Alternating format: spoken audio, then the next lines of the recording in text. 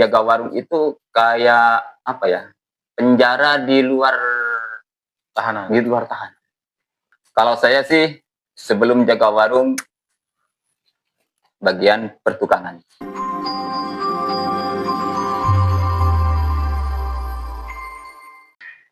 Oh Tuhan, berkatilah hari ini. Oke, assalamualaikum warahmatullahi wabarakatuh. Kembali lagi di podcast obrolan warung. Kali ini kita kedatangan narasumber yang memiliki pengalaman yang sangat luar biasa, dari pengalaman gelap sampai pengalaman terang, bahkan teramat terang juga sudah pernah dia lewati. Seorang pemuda sukses. Ya, ini kita panggilin aja langsung Cak Pendi. Tepuk tangan dong. Apa kabar? Alhamdulillah. Alhamdulillah, sehat ya? Sehat. Oke. Tadi naik apa ke sini? Naik motor. Alphard. Motor Alphard. Motor bed. Oke, Cak Pendi, sehat ya? Alhamdulillah. Kita sehat. langsung ke pertanyaan pertama nih. Cak Pendi, boleh sedikit diceritain sudah berapa lama menjadi seorang penjaga warung? Sekitar 2 tahun. 2 tahunan? Iya. Nah, itu langsung bergabung dengan Radar Madu Rahmat atau? Sebelumnya sih belum bergabung, tapi dia membutuhkan karyawan. Akhirnya saya dipanggil sama si Bos Rusdi. Oke, bisa diceritain tuh gimana ceritanya kok bisa bergabung? Ya, alhamdulillah berkat Allah Subhanahu wa taala. Dia membutuhkan karyawan. Saya dipanggil sama dia menjaga warung pertama ya di Gunung Putri. Di Gunung Putri. Iya. Tahun berapa itu? Tahun 2024 akhir ya. Bisa diceritain awal pertama ke Gunung Putri gimana? Ya, di situ saya suruh jaga warung di situ sama bos. Ya, tempatnya alhamdulillah mengerikan sekali di situ. Mengerikannya gimana nih? Sepi. Iya, di bawah jalan tol lagi di situ. Oh, itu yang di alas itu? Iya, yang benar di alas. Di alas roban itu. Gimana pada saat di lokasi itu? Di situ saya jaga warungnya. Warungnya ya kurang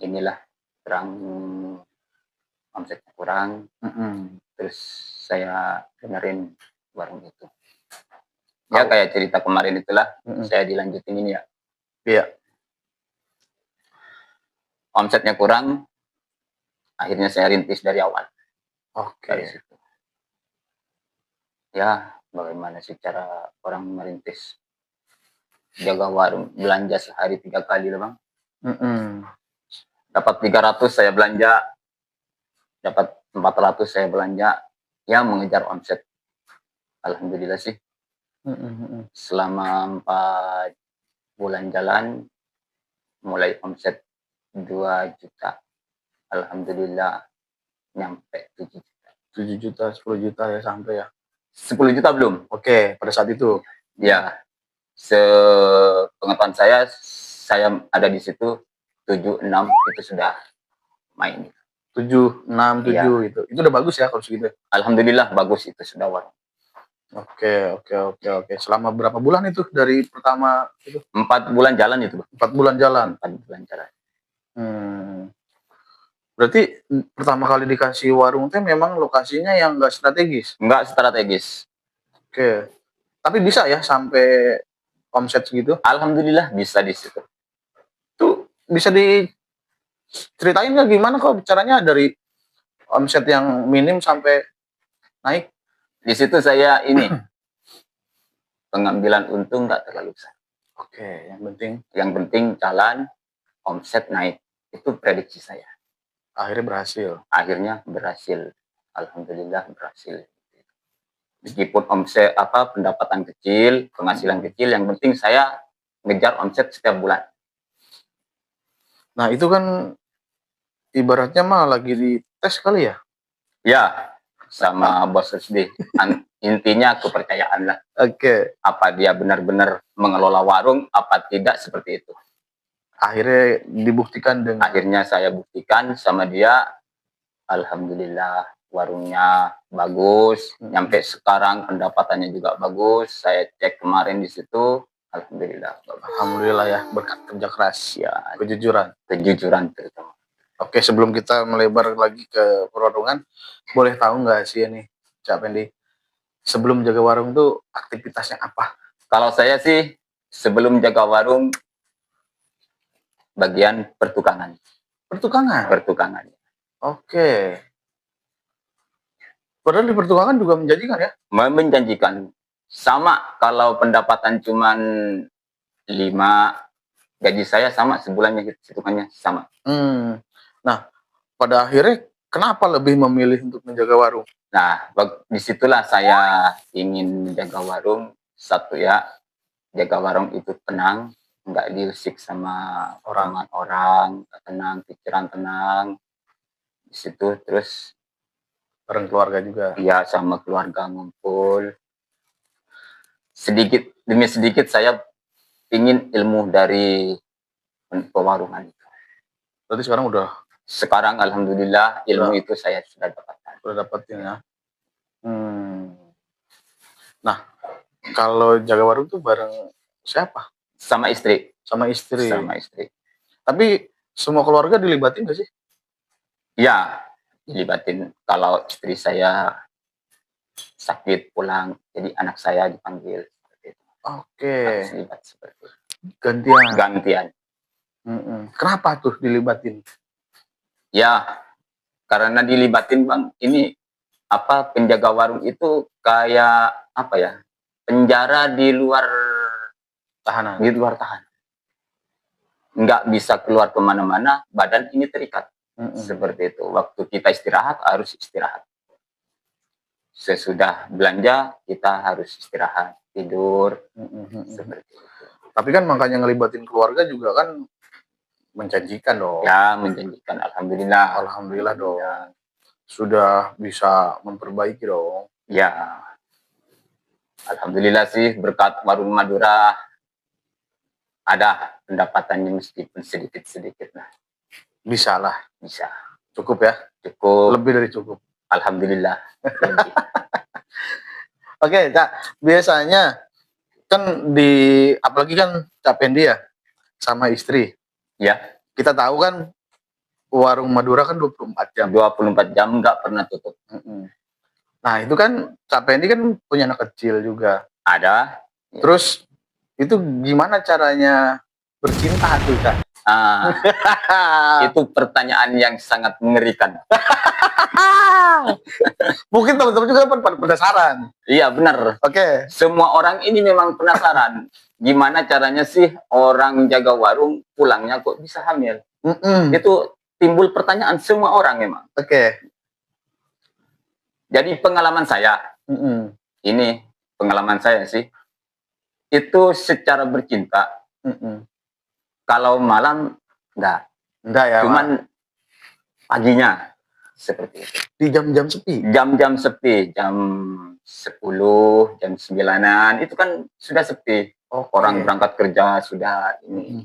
Kalau pagi nggak bisa. Apalagi malam ya? Apalagi malam nggak bisa dia. Kalau turun dari jam 12 malam sampai pagi, capek dia nggak mau. Karena kitanya mau, istri nggak mau kan repot ya? Kadang capek soalnya. Berarti ada teknik khusus ya? Ada, ya. Oke, dan itu nggak bisa dikasih tahu ya? Nggak boleh, itu perusahaan warung Madura. Oke, teman-teman, yang pasti mereka punya strategi khusus untuk melakukan eksekusi. Ya, oke, Cak. Nah, kan selama menjaga warung, pasti kan nggak kemana-mana. Itu pasti kan ada ngerasa jenuh, atau itu gimana cara ngatasinnya? Ya, menghilangkan rasa jenuh sih. Kalau saya seminggu sekali ya keluar buat refreshing, lihat-lihat, kelihatan di luar biar agak kerasan seperti itu. Fresh. Ya. Nah, setiap malam itu ngatasinnya kan pasti di jam-jam sepi dari jam 1, jam 2 menuju pagi kan itu cara buat ngilangin suntuknya ngapain? Kalau seperti itu dari jam 12 malam sampai pagi ya kadang ini video call untuk menghilangkan rasa ngantuk seperti itu. Sharing juga ya? Sharing ya. Kalau sendirian nggak ngomong sama HP, ngantuk Nggak bisa ya? nggak bisa, bener. Tapi saya pernah lihat nih, Kak Pendi, itu karaoke itu live. Ya benar itu. Itu sekarang saya hobi itu. Oke. Dan kayaknya pas saya lihat tuh apa namanya, dari peralatan juga lengkap, ada mixer, ada apa, memang itu sengaja itu? Emang sengaja saya beli itu, Bang. Buat menghilangkan rasa suntuk, jenuh, menghilangkan semua itulah biar kita semangat di kawan. Tapi itu kan di TikTok ya? Di TikTok ya.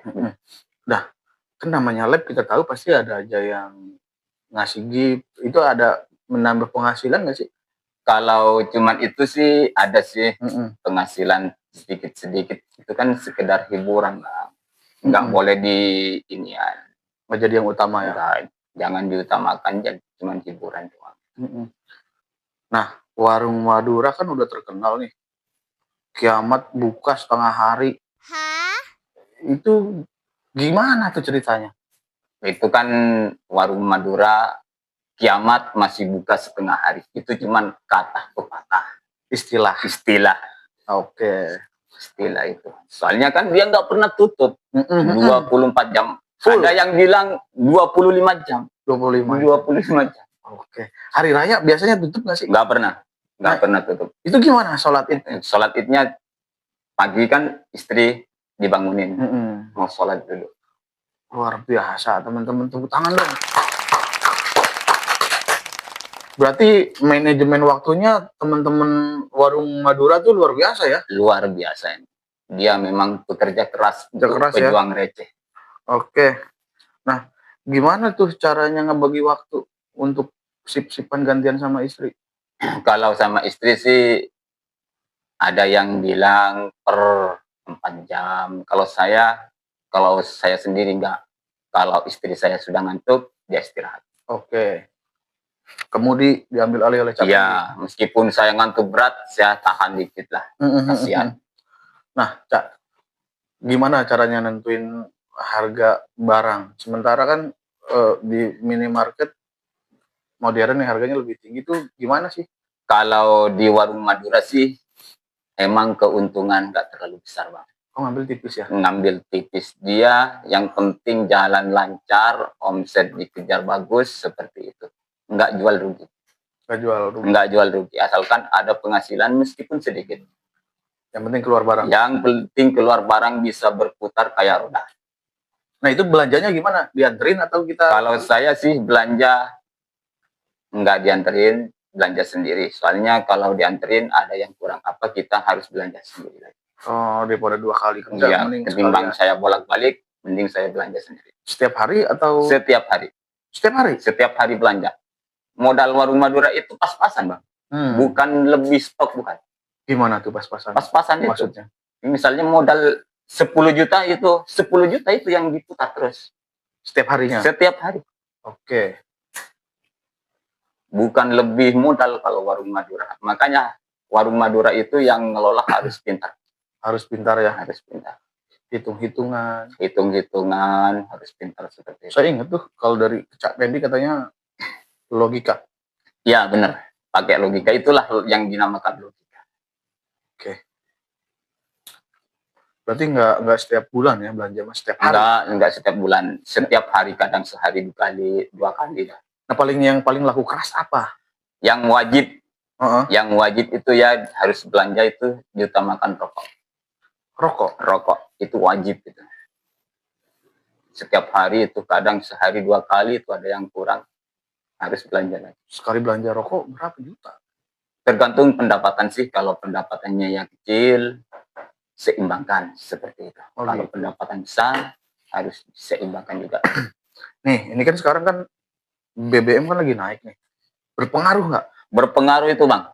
BBM naik itu sangat berpengaruh. Omset turun banyak. Drastis. Kalau warung yang dikelola saya turunnya bukan sedikit, 3 juta turun. Ngedrop 3 juta. Ngedrop, bener. Kenapa tuh? Ya, BBM naik, terus cara pengambilannya nggak diperbolehkan, motor tender itu nggak diperbolehkan ngambil. Oh, udah Sekarang. nggak bisa pakai Nggak bisa. brigen ya. Iya. Cuman yang bisa ngambil ya motor Vixen, motor Mega Pro.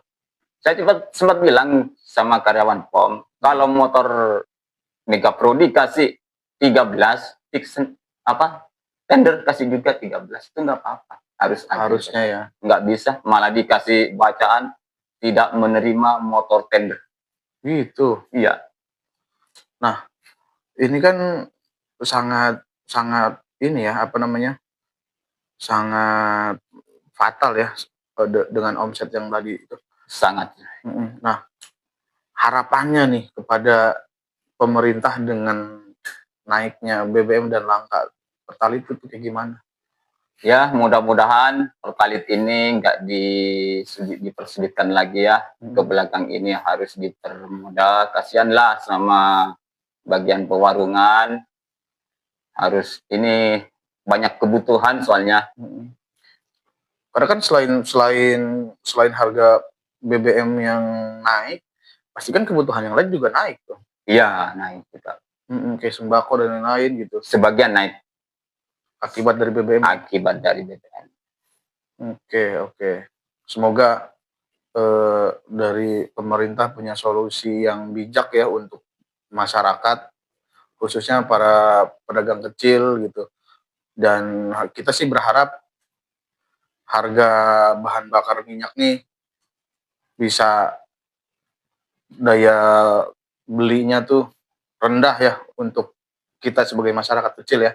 Ya mudah-mudahan nggak dinaikin lagi ya harga BBM, terutama ini bisa ngambil lagi. Terus kasihanlah sama orang Madura, dia usahanya cuman modal pas-pasan, kalau nggak ada BBM, waduh susah banget bang. Oke. Kasihan. Nah, Cak, ini kan ada juga ya kasus yang kemarin beli Pertalite menggunakan regen dihukum dan dendanya juga miliaran. Itu gimana tuh dengan adanya kasus itu, takut atau? Ya kalau saya sih ngeri bang. Cuman apa ya, ngambil Pertalite 25 liter dikena denda 60 juta ya, kalau nggak clear ya. 60 miliar 60 juta. 6 miliar kan? 6 miliar. Terus dikena hukuman 6 tahun. Nggak adil ya? Nggak adil itu. Itu kan ngambil Pertalite ingin apa ya? Ingin membantu rakyat yang jauh dari pom bensin. Dari SPBU ya? Iya, SPBU. Kita mempermudah mereka. Mempermudah mereka mau berangkat kerja paginya. Kita kan ini. Iya benar. Dianggap apa ya? Dianggap apa? Ya apa bedanya kita sebagai, misalkan ada beras gitu, gudang beras pabrik besar, nah kita mau jualan beras ngecer kan kita sama aja begitu. Sama, seperti itu juga sama. Cuman sekarang ini nggak tahu ini pemerintah gimana caranya. Pokoknya nggak tahu dah saya mau ngomong takut salah. Oke, yang pasti kita berharap kepada pemerintah semoga semua harga kebutuhan bisa terjangkau gitu ya oleh kita sebagai masyarakat kecil ya. Iya benar. Oke, kita lanjut lagi ke pengalaman penjaga warung ya. Ada nggak sih pengalaman yang unik atau menegangkan, horor selama menjaga warung? Kalau saya sih pernah. Apa tuh? Pernah jaga jam 12 sampai jam 4 pagi. Malam ya. Di situ kalau saya nggak ngelihat. Cuman orang yang lewat itu bilang paginya, Pade, semalam itu nenek beli telur berapa kilo? Nenek. Itu siapa yang ngasih tahu? Tetangga yang lewat. Oke. Bukan cuma satu orang. Datang lagi nanyain lagi. Itu yang pernah saya alami. Cuman saya ini nggak ngerasa. Nggak ngerasa ada yang beli? Nggak ngerasa ada. Tapi si tetangga itu ngelihat. Yang lewat itu melihat. Oke. Bukan cuma satu kali. Sering. kalau nggak keliru 3 kali ya, apa 4 kali orang yang nanya itu. Beda hari soalnya. Oke, dengan nenek yang sama. Yang sama. Akhirnya saya ini konfirmasi sama Pak RT di belakang. Pak RT katanya sih semalam ada nenek-nenek beli telur. Saya nggak ngerasa. Oh iya, Kak, memang ada di situ. Oh, nenek-nenek itu. Di situ memang ada. Oke. Tapi kalau orang yang ini yang pernah melihat, memang ada yang mungkin penunggu di situ ya. Oke, seperti itu. Tapi nggak direspon lah. Nggak direspon sama saya, nggak ngerasa takut.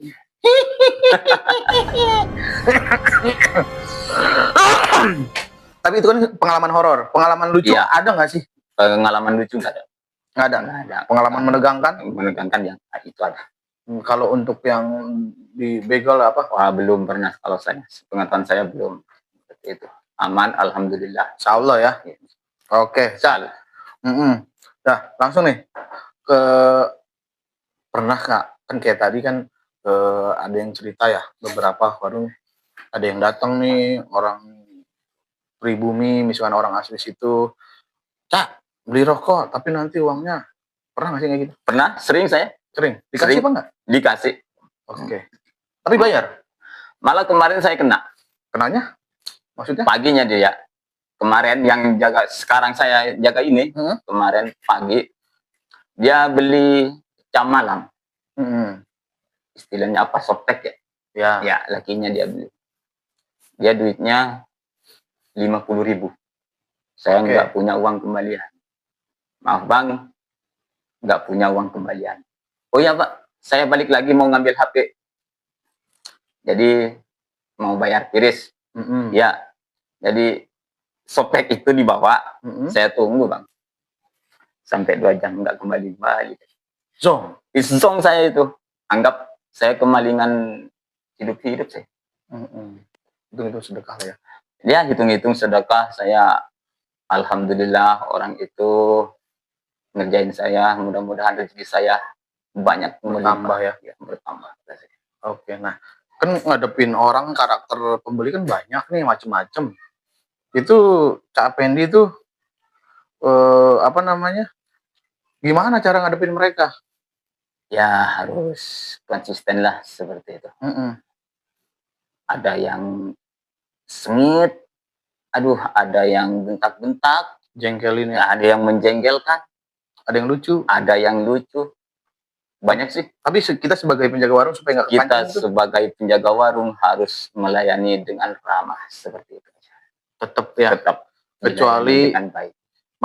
Masih kita bisa terima pakai logika, masih kita harus tetap ini ya. Iya, tetap dilayani dengan baik. Apa keperluan dia harus dilayani dengan baik seperti itu aja. Luar biasa. Itu kuncinya ya. Itu kunci utama. Kalau ngelayani juga bentak-bentak, wah insya Allah kabur itu bang. Kabur itu insya Allah. Kalau orang bentak-bentak, kita ngelayani juga bentak-bentak, emosi, wah insya Allah kabur. Mau kita dibentak, kita masih tetap sabar, melayani dengan baik seperti itu.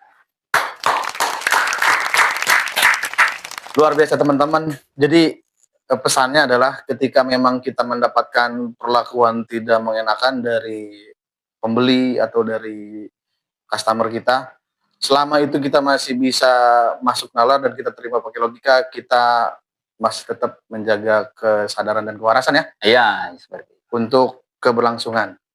Tapi beda cerita kalau misalkan memang sudah tidak masuk logika ya Cak. Kalau tidak masuk logika itu sudah beda cerita. Oke. Suka duka nih, apa aja sih sukanya? Suka duka itu ya, apa ya? Kita tes dulu minum nih. Oke. Biar lancar. Lancar ya. Mantap. Kopi hitam. Kopi hitam bikinan Madura. Luar biasa. Luar biasa. Maksudnya suka dukanya ya sukanya bisa ketemu istri setiap hari, ketemu anak setiap hari. Iya, setiap hari ngumpul, jadi nggak merasa bosan di warung seperti itu. Siap. Nah, uang hasil jaga warung nih biasanya diinvestasikan untuk rumah kah, untuk apa gitu? Ya kebutuhan, Mhm, buat kebutuhan kan. iya, Hasil jaga warung itu buat kebutuhan rumah tangga, apa yang dibutuhkan di rumah. Kalau pribadi saya, mhm, jaga warung, saya nggak pernah megang duit. mmm, Pendapatan saya sebulan dikasih sama bos. Ini adanya saya. Cuman saya pinjem mhm. 500.000 dicatat, itu ada buku hariannya. Itu dicatat sama saya. Itu uang ditaruh di bos tuh untuk apa? Ya, untuk kebutuhan ntar belakangnya saya kalau pulang. Oke. Biasanya rata-rata kan kalau teman-teman kan dikumpulin, terus kita di sini, padahal kan di rumahnya, gedongan men. Kalau di belakang layar sih, ya seperti itu. Luar biasa memang. Kalau di depan layar, waduh, orang Madura mah miskin, Mhm, ada di perantauan, mhm, nggak sempat mandi. mhm. Nggak taunya di belakang layar, Kalau di belakang layar, alhamdulillah, rumahnya marmer. rumahnya sebagian. Oke, Cak Fendi, apa nih goals atau impian apa nih sampai saat ini yang belum tercapai? Kalau saya pribadi saya yang belum tercapai, Mhm, impian saya juga ingin punya warung sendiri. mhm, Tapi saya meskipun punya warung, tidak akan meninggalkan warung saya mulai dari awal yang dijaga. Itu anggaplah kata orang Madura, jimat. Seperti itu saya. Nggak pernah meninggalkan saya. Kalau saya sudah punya warung. kalau kata orang Betawi itu namanya gacoan, Bacoan ya. kuncian. Kunci ya benar seperti itu. Oke. Nih, Cak, berarti kan sampai saat ini kita ini berada di bawah naungan Radar Madu Rahmat ya. Iya benar. Mhm. Nah, apa sih yang pengen disampaikan ke Radar Madu Rahmat? Terutama untuk warung Maduramat, Radar Maduramat ya, kita ini sebagai penjaga warung, kita harus jujur, konsisten, dan apa yang kita jalani, jalani aja dengan tabah, apapun resikonya harus kita tanggung jawab. Itu aja. Untuk Bos Rusdi? Untuk Bos Rosdi, selamat, sukses, dan berjuang semua orang yang membutuhkan. Semoga Bos Rusdi tetap konsisten ya.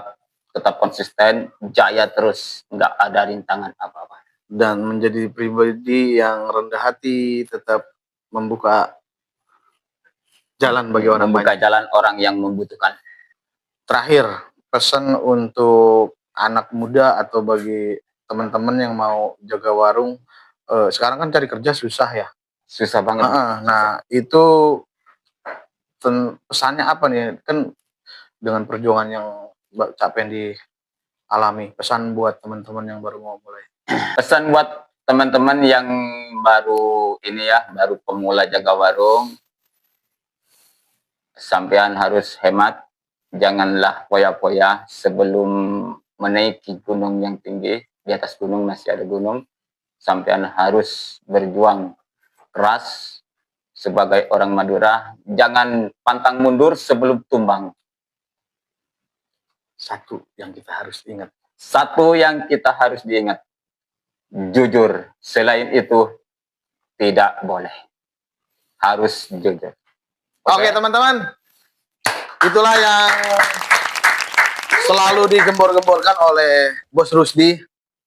Ketika kita mau melakukan apapun, usaha apapun, kuncinya adalah kejujuran. Dan setelah saya konfirmasi ke semua penjaga warung Radar Madu Rahmat khususnya, baik di perwarungan ataupun di bidang yang lain, yang di bawah naungan Bos Rusdi, mereka selalu berbicara tentang arti kejujuran. Semoga perbincangan kali ini bisa menjadi motivasi dan menginspirasi teman-teman di luar sana untuk menjadi pribadi yang lebih baik lagi dan mengutamakan kejujuran. Sampai ini terima kasih. Sampai ketemu lagi di pertemuan selanjutnya ya. Sehat selalu dan sukses. Amin, amin. Oke, teman-teman. Assalamualaikum warahmatullahi wabarakatuh. Sampai ketemu lagi di episode selanjutnya.